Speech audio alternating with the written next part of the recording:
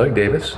I'm the principal investor and president of Advanced Armor Research Group, AARG. We founded this company with the idea of solving a couple of the long-term problems in the armor industry, specifically improve multi-hit performance and equal performance at 75 degrees C, 165 degrees Fahrenheit. The test you're about to see will demonstrate this and will be presented by Mr. Robert Coffelt with over 35 years in the design, development, and fielding of advanced armor systems. Mr. Coffelt?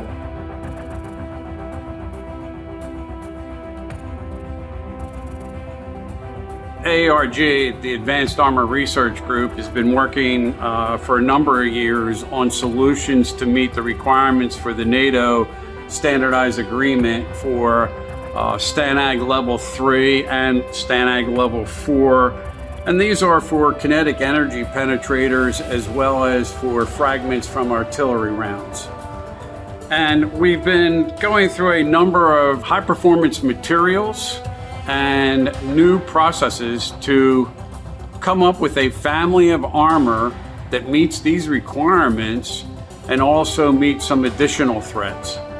STANAG is basically the critical baseline for performance, and it is understood by most of the customers that we encounter that are looking for solutions to mount to their vehicles. We supply these in a B-kit configuration. We have come up with mounting methods that are superior to standard mounting methods, and they can be applied to any light tactical vehicle all the way up to heavy combat vehicles. These would include threats which would be the 993 round in a WC core, tungsten carbide core, for the level 3 multi-hit. They would also include the 7.62 by 54R B32 round, that's a hard steel core munition, as well as the 12.7 FSP, fragment simulating penetrator, which is also required under the NATO STANAG requirement.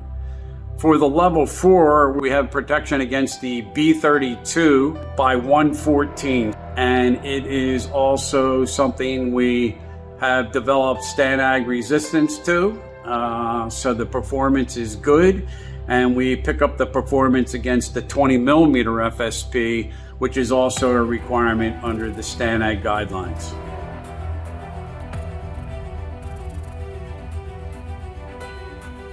There's a number of things that have been limiters for ceramic or ceramic composite or hard face composite solutions for vehicle application. And one of the biggest stumbling blocks has been temperature. Currently, there's nothing out there to our knowledge that can meet the 165 degree, about 74 degrees C temperature requirement on a vehicle application. However, we now have a resin system that can be used in conjunction with our high modulus, high performance fabric system and other materials that are in the build to meet not only that requirement, but to meet the battlefield requirements of load vibration, load pathways, and all the other conditions that are necessary on the battlefield. Resistance to moisture, to fuels, and NBC capable because we can apply caulk painting to this, the chemical and acid resistant coatings that are currently used on most military vehicles.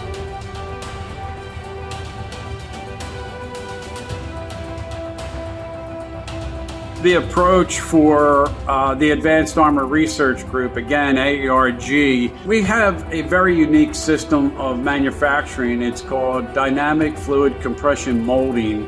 It's unique to us. It eliminates quite a bit of the human error and produces state-of-the-art armor systems. It requires a press that's been specifically designed to do this process. It requires tooling and molds that are unique, but again, it's machine operated and it produces probably some of the best, if not the best, composite ceramic armor out there, hard-faced, or non-hard face, this system will also produce all composite systems for applications such as spall liners and some of the other add-on armor systems for interior and exterior of the vehicles to provide additional anti-ballistic protection.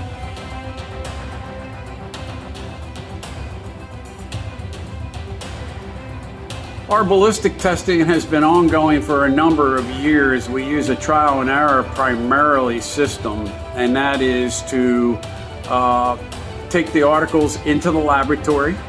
We do pre-X-ray on the test panels that will be tested, shot at.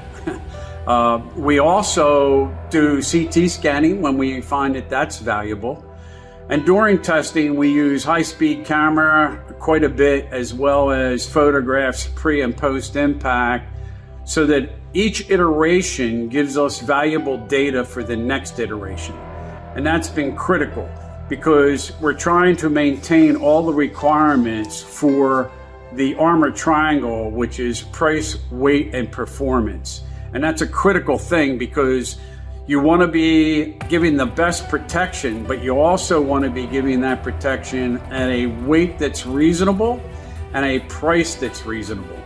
And that's basically what all of our research has yielded, and that's what got us to the position we're in today with this suite of solutions that we can engineer specifically to customer requirements.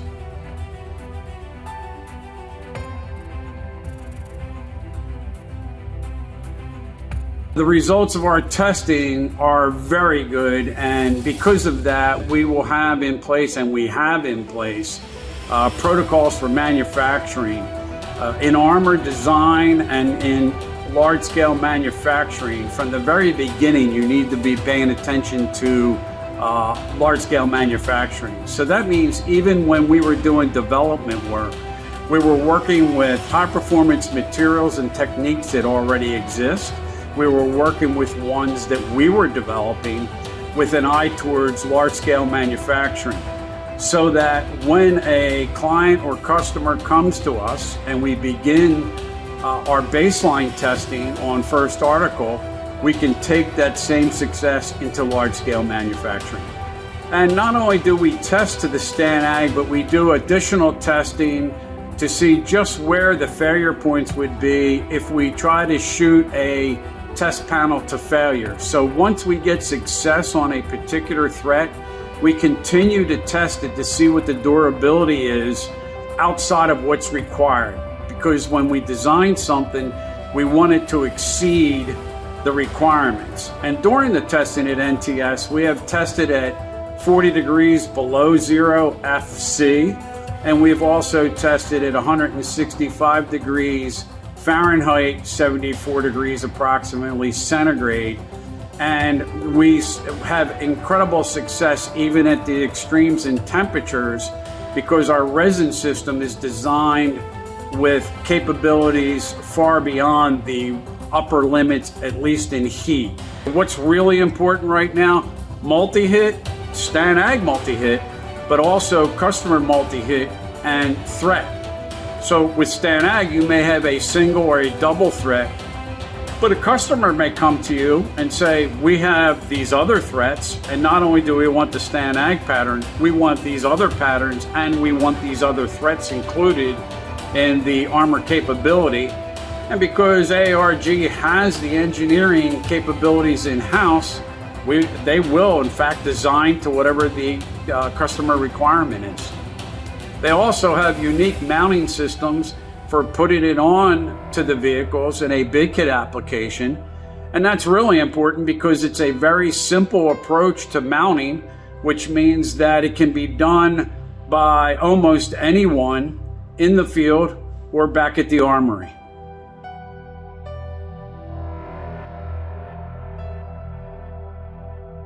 Our results across the board have basically made it possible for the Advanced Armor Research Group, through all this exhaustive testing, it puts them in a position where they understand how to functionally grade and functionally engineer armor systems for a variety of environmental and vehicle applications.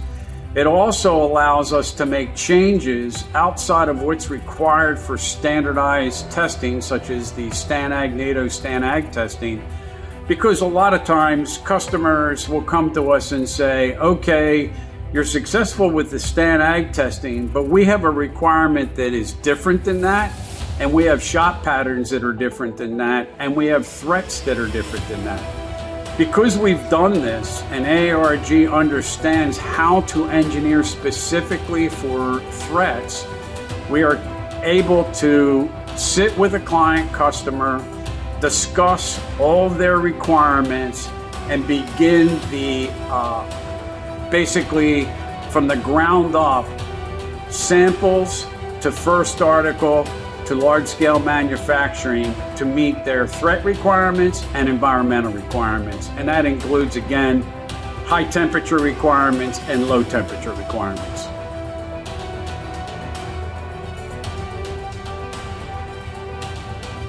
The future is very much unknown, but we know the world's a dangerous place. We also understand that there are a tremendous number of vehicles worldwide, and you can't go back and completely rebuild the vehicle inventory.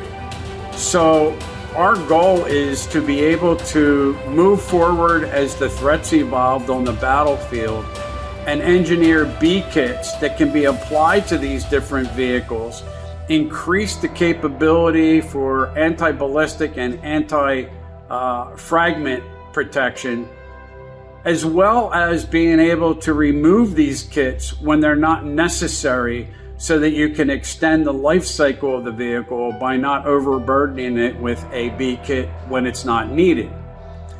However, the B kits we engineer, we always try to engineer them for a number of things. We try to engineer them so that they will be agreeable to the center of gravity requirements of the vehicle. And we also engineer them so that they do not present a parasitic mass that is contrary to the actual capabilities of the vehicles.